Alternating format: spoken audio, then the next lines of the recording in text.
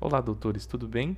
Dando continuidade aos assuntos relacionados à anatomia do sistema esquelético, hoje nós vamos iniciar e vamos conhecer todas as estruturas ósseas que compõem os membros inferiores, tá certo?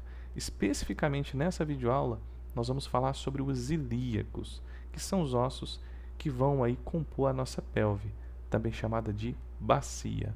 Vamos lá? Então vem comigo aqui.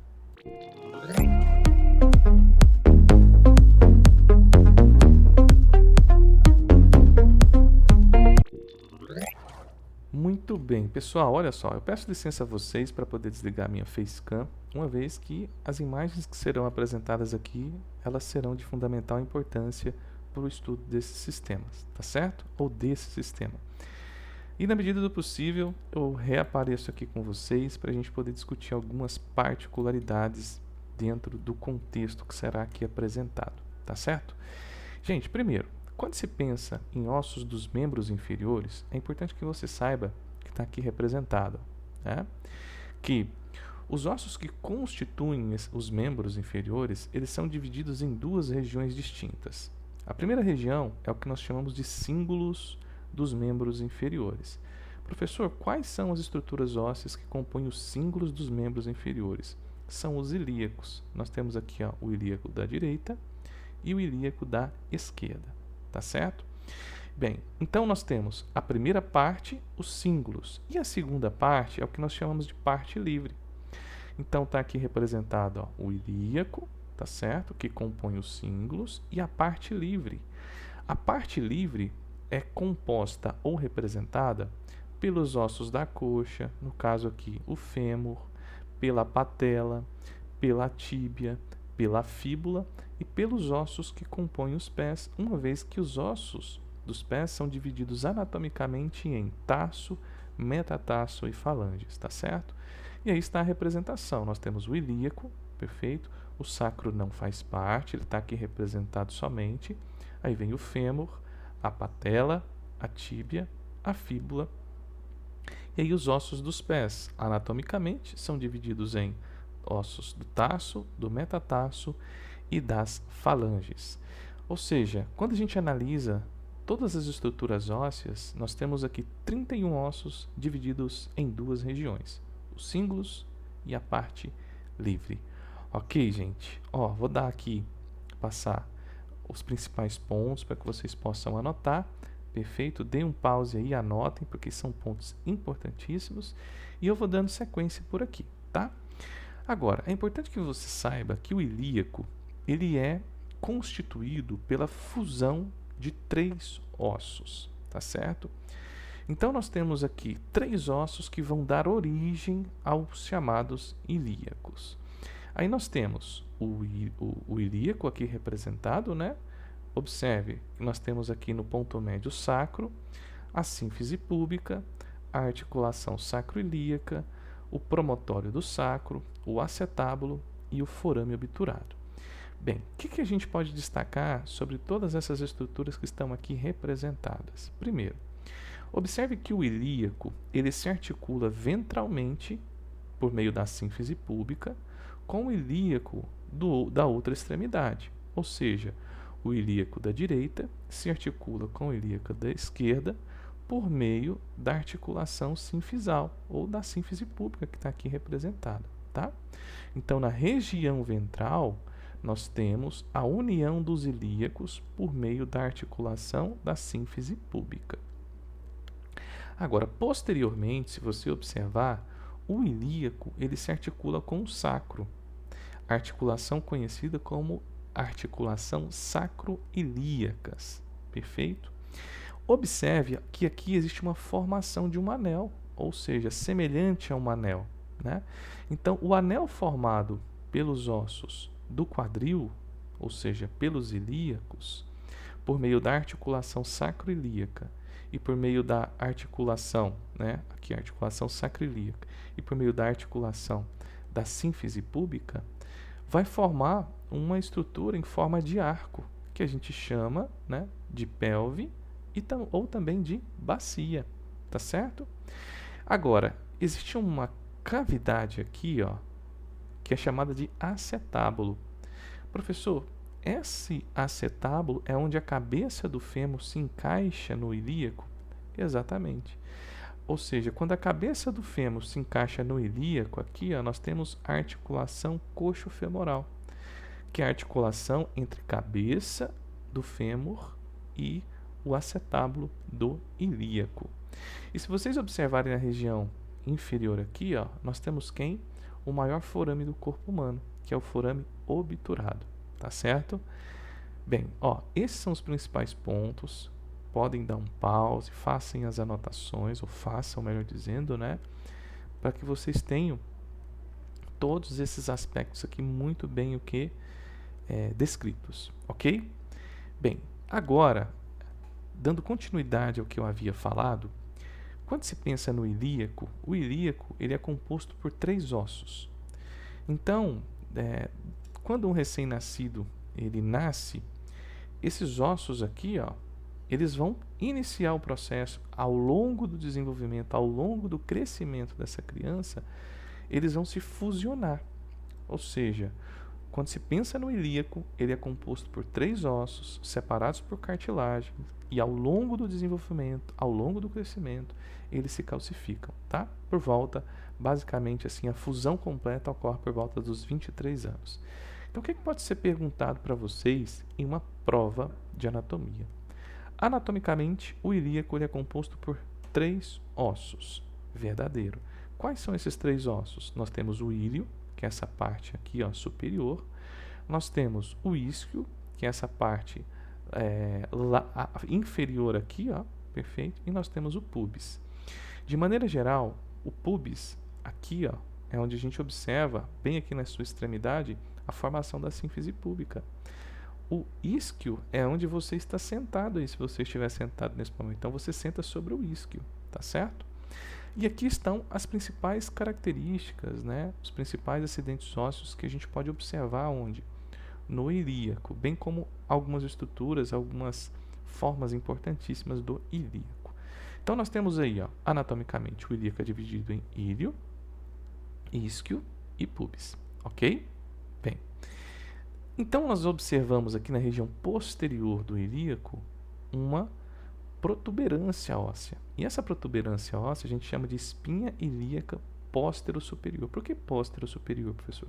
Porque ela está na região posterior do ilíaco e existe uma outra espinha ilíaca. Por que ela é póstero-superior? Porque ela está acima da póstero-inferior. Então, nós temos a espinha ilíaca póstero-superior e a espinha ilíaca póstero-inferior. Além disso, nós temos uma concavidade chamada de incisura isquiática maior, que é essa incisura aqui, tá? Abaixo dessa incisura isquiática maior, nós temos uma outra concavidade chamada de incisura isquiática menor, que é essa aqui representada.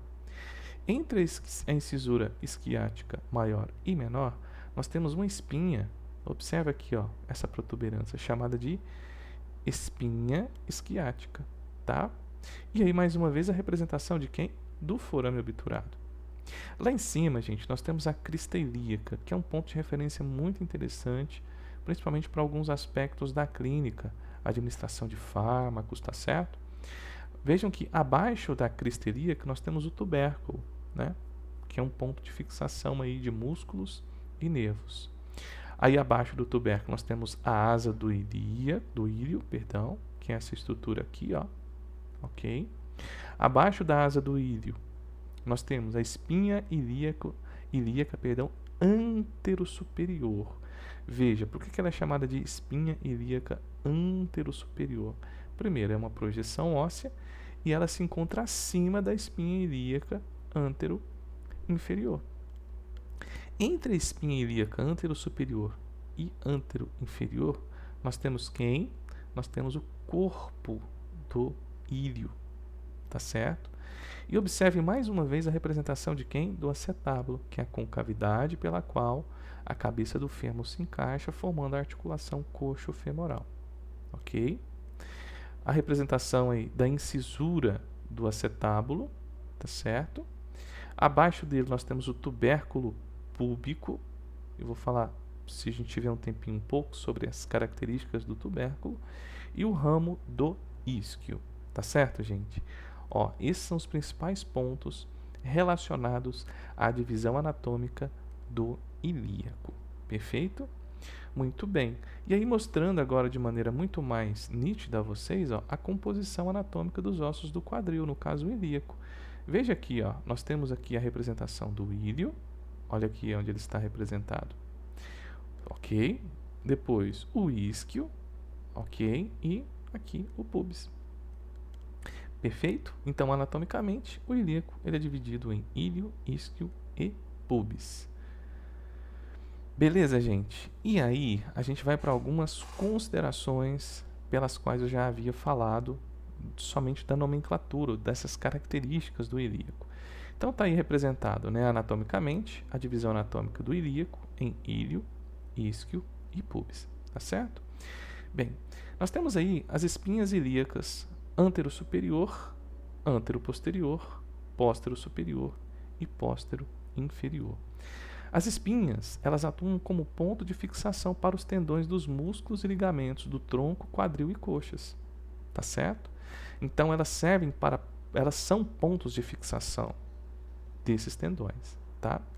Além disso, nós temos quem aí, ó, a incisura esquiática, né, maior, que ela é muito importante porque ela permite a passagem do nervo esquiático. Então o nervo esquiático ele passa por essa incisura esquiática aqui maior. Tá certo? Aí vem a tuberosidade ilíaca, que a tuberosidade ilíaca é um ponto de fixação para o ligamento sacroilíaco. Então, existe um ligamento entre sacro e ilho, que a gente chama de ligamento sacroilíaco, que se insere exatamente na tuberosidade ilíaca. Tá?